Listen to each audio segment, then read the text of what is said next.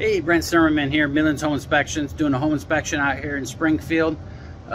Crawl space here where they've dug out. Room down here for the furnace and the water heater. Wanted to point out they've added 2-column piping and a old railroad tied up here to help support things, which obviously is not proper or correct. Along the outside here, they've added wood bracing post, 4x4 post underneath the floor joist to help support things. Obviously not correct. Here's a 2x8, old 2x8 looks like, or even bigger than that, leaning, trying to help support some of the floor joists upstairs. Definitely will be recommended a structural engineer come in and further evaluate the foundation and the floor joist and all the solo mill supports they've added down here in the crawl space. Brent Zimmerman, Midlands Home Inspections, looking for you.